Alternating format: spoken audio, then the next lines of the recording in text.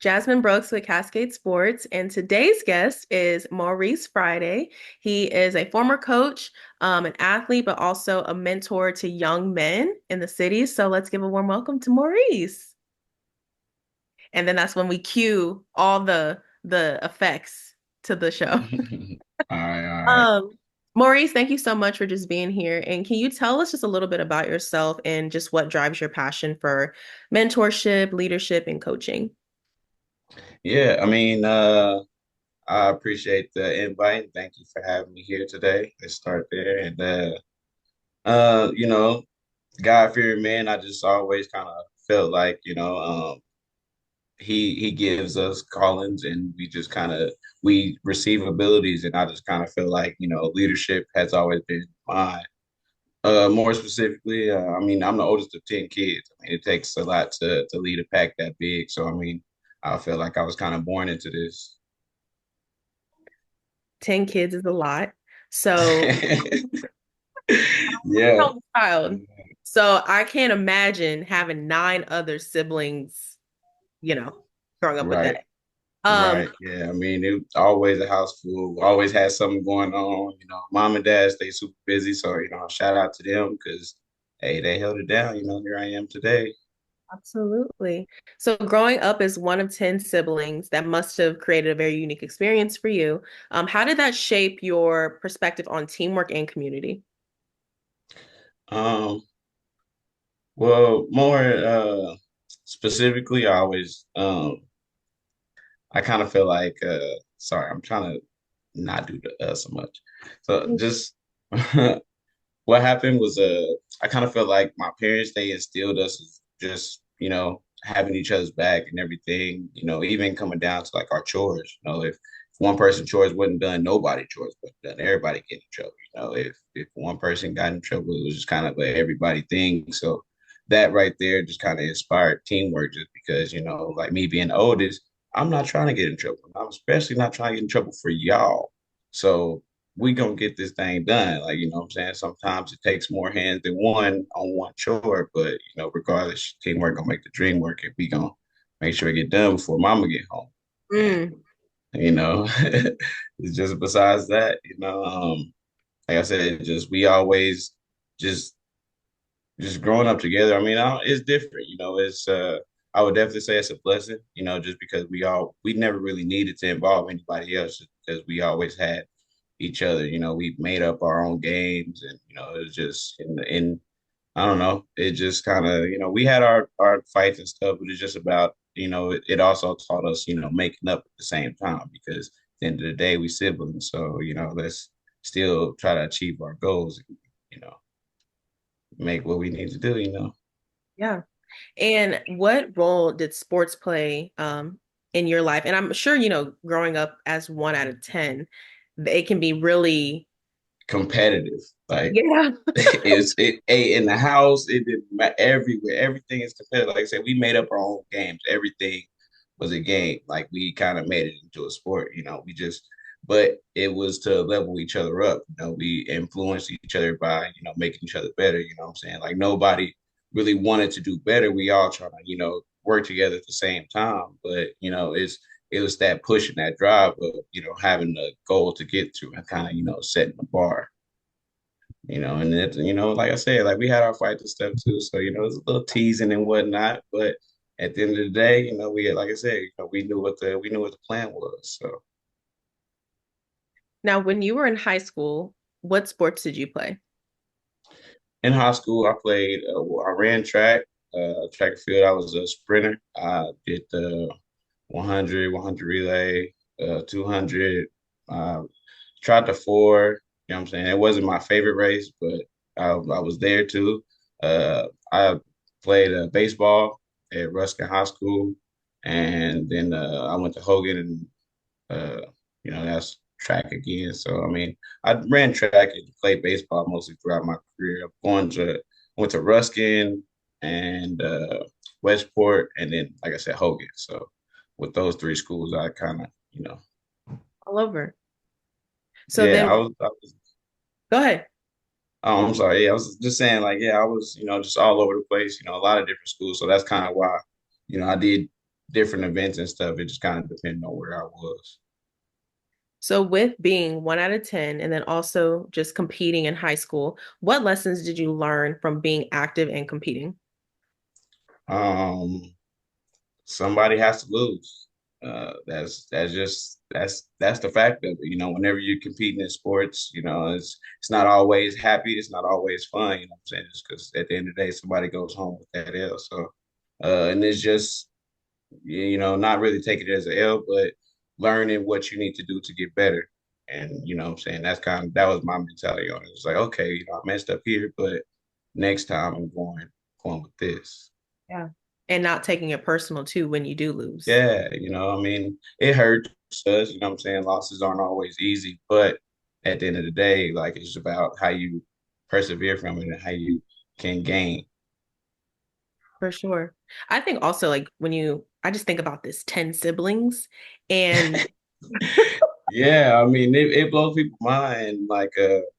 And I will say, like, I mean, we weren't always all together because, I do have two siblings that, you know, have different moms, but, you know, there were times when we was, you know, all together. And just like I said, like those times we didn't need, you know, we didn't need friends. We didn't really, you know, need outside influence just because it was already so many of us, you know, and so we just, like I said, you know, we just entertained each other.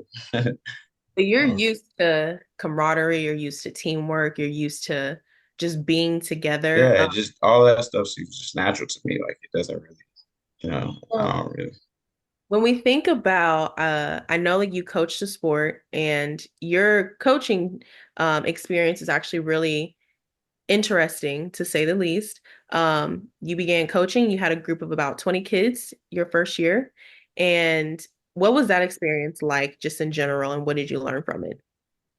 So my first year coaching, yeah, my son actually he wanted to play soccer.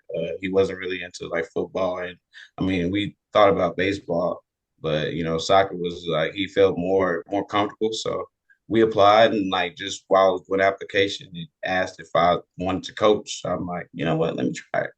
And yeah, so I ended up coaching my son's team, and like they gave us about 20 kids, and with that experience, it taught me game flow because I was like legit a coach of a whole team. Like so, I would just take the team and split in half, and we would play each other. You know, it was 10v10. So I did all the subbing, I did the timeouts, I did you know You were like everywhere. I was the Over. medic. You know, yeah. So like I was, you know, I was like the legit coach. I was running up and down the field. You know, I'm giving pointers. You know, making game plays. Like and it low key gave me a insight just on like the our pro athletes like coaches, you know, just the things that they go through and all the um influence that they have on the player because I would say my biggest reason for coming back the second year was definitely just um how can I put it? What's the word I'm looking for? Just the appreciation of the players and the parents and just you know, just the way like they thanked me, it made me feel good enough to where like I said, it felt like you know this is what I want to do. Yeah. Well, with Cascade Sports, we are home of the student athlete, and this like sports is just one component of what we like to highlight. And the coaching and coaching and athlete relationship is really unique because I call it a triangular relationship. You have the coach, you have the athlete, and you have the parents. And it's like all three are the contributing factors to that one athlete's success. And it's really nice when coaches feel that appreciation because it's a thankless job, essentially. Like it's Yeah, yeah, not a glamorous job. Like you have your small percent of the actual coaching and teaching, and then you have your administrative things, but then you also have just your rapport building and your people skills, your mentorship. So in your second year, you were coaching soccer and you had a co-ed team. And during that time, you had an athlete that had disabilities or that had a disability, I should say. What was that experience like for you as a coach and experiencing that? um, Sorry, I had to pop up. So during the second year, it was a little bit different because it wasn't just my 20 players versus each other. It was, we legit played other teams, and so like it made it a little bit different. But I would say having that the player with the disability, like he really inspired me a lot. You know, he helped he helped kind of like the way I relayed messages, because I always have to think about, like the things that I said, I had to think about the exercises that we were doing, like the drills and everything, because definitely had to make sure that I included him with everything that we were doing. So, I had to make sure that he had the ability to do so. So, and like the fact that, I was able to incorporate him with all of our drills and, even get him in the game, like my man scored a goal and everything, like, so hey, shout out to him, So I'm just, really thankful for just like I said, like his parent was definitely one parent. Like she came to me just really heartfelt, like, just thank you, because, I just realized that like he was excited for practice, he was excited for the game, and like, he looked forward to it. And I was a big reason for that because, he's like, I want to score for Coach Friday today. So that right there, it always, like I said, he inspired me. It's okay. It's Okay. Saya, okay. me, come out, Saya. Saya. Maurice, how many kids do you have? At the moment, I got 6 kids, Yeah. See, you gotta come from a big family, have a big family. It's all good. and that wasn't even the plan. But like I said, like it's all God's time, and it's all His plan. So I move on His command, and hey, it's all a blessing at the end of the day. Well, he's gonna join us for a second. So He wants to come on and say hi. And is this your son? Wait. yes, yes, this is Hello. Messiah. He's Hi, 2 years Messiah. old. This is my third son. He is so cute. How old is he? He's 2. He's adorable. I got a video playing, man. Can I have a second? Can you give me a timeout? Can you go play in the living room? Send a reminder of how go play in the living room. Go watch TV. Please and thank you. Can you go watch TV? All right. No, you're good. I was Yeah, just thinking, mom left the house, so I'm here by myself. yeah, doing what you gotta do, doing dad duties. Yeah, absolutely. Always. That's Yeah. number one. Thank you, Saya. My living room. Thank you. So with your athlete that had the disability, how did it shape your understanding of perseverance and inclusion? Um, like I said, just I'm trying to get that out, and I'm working on my filter and just the way that I say things, because I feel like one of the things that I need to work on is just the way that I express myself, and just when I'm trying to, a lot of time I'm trying to say a message, and I mean it could come off, rude, or just kind of like maybe it come off bad, but I'm not really meaning to. Like I would give an example. We were doing our stretches and jumping jacks. He wasn't really able to do jumping jacks, so while I had the other players doing jumping jacks, we were just kind of doing like more of like a just a leg stretch. I had him in the jumping jack motion, but he was only using his legs. And I did it with him just so he didn't make it seem like it was uncomfortable, because I had a lot of stuff in my pockets and everything that day. So I kind of tucked my hands, in my hoodie, and we did our leg jumps, and that's how I included them. We both doing our leg jumps, everybody's doing our jumping jacks, and but when I started jumping jacks, I didn't mean to say, I had to everybody arms up, showing them, legs out and all of that. But with the disability that he had, he wasn't able to do so. So, And you still like I found said, a way just to be inclusive. yeah, like I said, just wording things and being able to bounce back and express it the way I actually mean it versus before somebody can take it the wrong way. being extra aware and tactful and just mindful. Yeah, that awareness is, yeah, that's definitely a good way to put it. I appreciate you helping me out Yeah. there. Well, like words have weight and words have power to cut people or to lift them up. And especially with youth, I mean, teachers and coaches, we spend more time with the kids sometimes than their parents do. So the impact that you have and the courtesy that you give is not like, gone to waste because especially Right. like Yeah, I don't really take it lightly. So yeah. And I'm sure like after having you, the confidence that he was able to build after the time, like after that season, it's going to carry as he gets older. I definitely hope so. I Yeah. definitely hope so. What did it, so fun fact, like your team ended up playing this in the season and won a championship. Woo woo. Yeah, What shout out did, to the Owls. yeah, what did it mean for you to lead a team to a championship and be part of something that was bigger than yourself? It was amazing. Just like I said, the excitement and just the joy that from everybody and just, celebrating and just, receiving those medals and everything. It just the whole moment was just it was like I don't know. It was kind of overwhelming, tears was a little shed, it was joyful though. It was very joyful. I could put it that way, and it's something that I will always remember.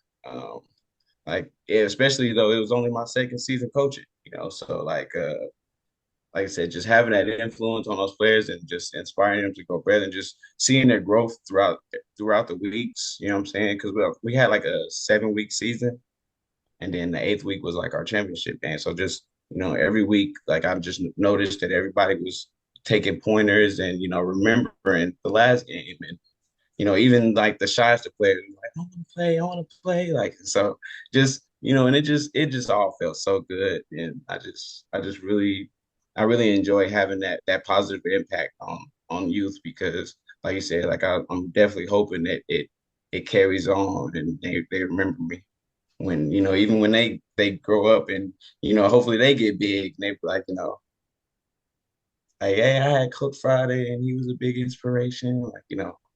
Oh, Dreams, you know? oh, that's real. I actually just got a letter from one of my graduating seniors the other day, yesterday, and read it and like kids like you don't you don't realize the impact you have until Hmm. they come back and they tell you And you or realize how much they've grown. Then like you see, like I how said, it's much just, you've that grown. reflection of you is shown in them and they're just like dang, I'm really growing up. Yeah. Yeah. I was telling one of my girls, like, I had her when she was a freshman. It was my first year coaching. And I didn't know what I was doing. And I like joke around, like it's like when you have children, your first child. I don't have kids, but I've seen your first kid, nobody knows what to necessarily do. You have They don't all, come with a handbook, they don't come with a handbook. And that's similar to coaching. Like you have your principles, you have right? your techniques, but at Yeah, I the had end, a guide, like they gave me training, but when I got that training, you know what I'm saying? Like I applied some of it, but there were some situations that, I kind of had to think on the yeah. fly. Well, and then like when you think about your athlete that had the disability, there's you have some coaches that have a philosophy of, well, my goal is to win. You have some coaches that their philosophy is maybe just rapport building and making sure the team has a good time. And you have some that want to develop. I mean, there's all kinds of different approaches that you can take. But the fact that you still incorporated the athlete, you still saw success as a team, they still had a positive experience and they didn't get the short end of the stick. I think that speaks more volumes to who you are as a coach, as a person, and your character than it does to just the necessarily of just the team, if that makes sense. Absolutely, absolutely. And I definitely, I do feel like, even like unconsciously, I do feel like, a lot of, like you said, just my personality kind of showed in the team because we were definitely like that persevering team. We were the ones that were trying to just get better. Like, it's like, okay, well, this week I'm gonna teach you something new. Like last week maybe it wasn't so good, but it's okay because if this happens, then you can do this. And just every week, we learned a new rule like penalties or like learning out You're of bounds developing and kids. yeah, learning defense, learning offense, and just every week I applied a different technique and help them to, like get that into the game. And it all paid off. I think any coach can see a championship as long as they have the championship mindset, which is Yeah, essentially just developing, not feeling stagnant. Um, and just kind of like as we transition, because there's something else that you have that's really close to you is your nonprofit and just mentorship. So tell us a little bit of like what inspired you to get into the nonprofit work, particularly with like adolescent males. And tell us the name of it too. absolutely. So, going into the nonprofit, which I'm the president of Graceful Gentlemen. That was inspired even before coaching. Like I said, like I've always kind of felt like I had an advantage coming from a big family, and I also had a lot of people around me that maybe didn't have that same advantage. So, I had friends and just peers that didn't have mom and dad. Like they didn't have mom or dad. So just knowing that, like I took that was like I feel like I can make the difference by, helping those that may not have like that positive father figure or positive uncle figure, or, just somebody that can lead them the right way, because when it comes to kids, they learn from their parents and that's all they know is the people that they watch. So if you only know how to get it one way, then that's probably the path that you're gonna go. Versus like if somebody can show you an alternative route and show you that there is a different solution, then then it kind of gives them a better chance, I feel like. Yeah. So that's where Graceful Gentleman comes in, just, occupying time with positive men and brotherhood and just, becoming, learning things like honor and just all the way down to learning how to tie. Like, these are things I had to learn by myself, even, with having my dad, but his dad didn't teach him that. So just graceful gentlemen, we stand in place. We're all just we more about presence, we're just about being there. I think that kind of shows a lot in your coaching too. Like you were just present, like with your athlete, that you had to modify the workout. Like you were there doing it with them. That's your presence being there. Right.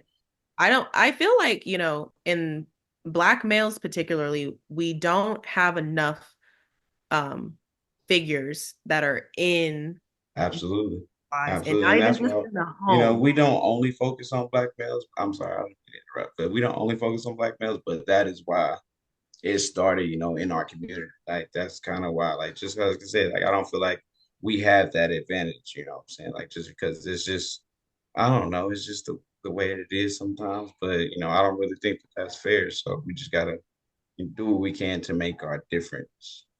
Because there's a difference when you think about it, there's a difference between mentorship and just being there, right? Like, because you have people that are just there in our lives that are adults, but they're not teaching, they're not cultivating and developing children. That takes a different level of, I think, attentiveness than it does to just, maybe be present, be active, playing with Right. them, giving them quality time. But it's like, what are we teaching? And so I think that's really cool that you guys do that. Yeah, and I appreciate that. How has mentorship, whether in sports or in your nonprofit, how has it been a humbling experience for you? I will say that it has been very humbling.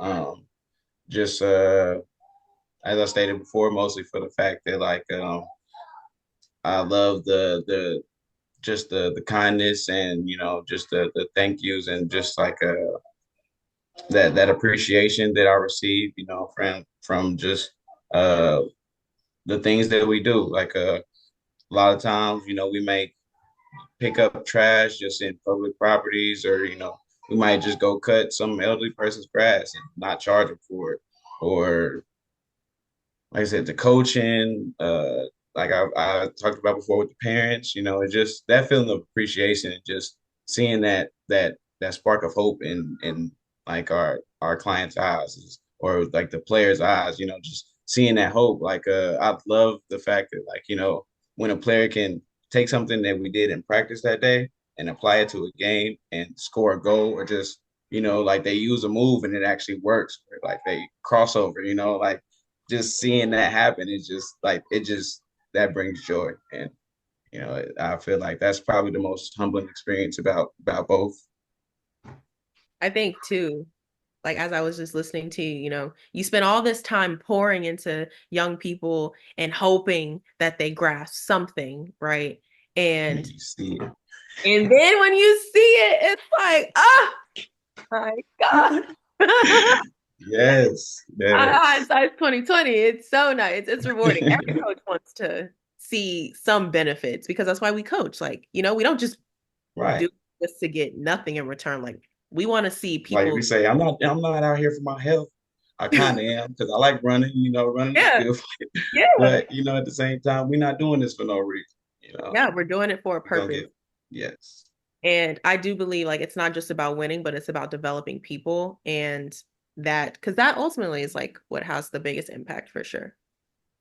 yes, for sure. Like I said, walking away with the dub, it has a great impact. I feel like it applies the best memorable experience. You know what I'm saying? Just because nobody wants to remember. You know what I'm saying? Like I said, like at the beginning, nobody wants to remember taking home that L, but at the same time, somebody has to do Yeah. And then it's like, how do you grow it. from that? How do you learn from it? Um, and how do you like stay true to to who you are as a person without letting winning define your motivation? Right. Are you? Was that a question to me? Well, no, I was just kind of like Uh, just like so, reflection to the audience. Yeah, yeah, just like reflect. absolutely. Um, if you could, as we kind of just wrap up, if you could leave listeners with one piece of advice when it comes to like leadership, mentorship, or personal growth, and from an equity lens, because when we think about your player that had the disability, you were being equitable by still including them and making an environment that was beneficial to them. Um, what would that piece of advice be? Um, I would say always apply yourself as a coach, as a player, as a student. Just always apply yourself because there's always somebody watching, and you never know who you might have an influence or an impact on. So, uh, just like that's it right there. Just always apply yourself. Give 100% everything that you do. I love that. Well, thank you, Maurice, for your time. I'm glad your kiddo got to join us today. Right. And he Um, came back. He's and like, yeah, time out over. He's like, hey, that's 10 minutes. Time out it's over. all good. It's all good. And just thank you to everyone that is listening. And hopefully, we can chat again sometime, Maurice. Absolutely. Thank y'all so much for having me. And I appreciate this time that was given. Messiah, you want to say bye? Say hi. Say bye. Say bye. Say bye. Say bye to the people. These Okay. gonna cheese. And thank you all listeners. And thank you so much, Miss Jasmine, for having me. I definitely appreciate this experience and this, it's all good memories, So It's all good. Okay, everyone. Until next time. This program is brought to you by the City of Fountains Coaches Association.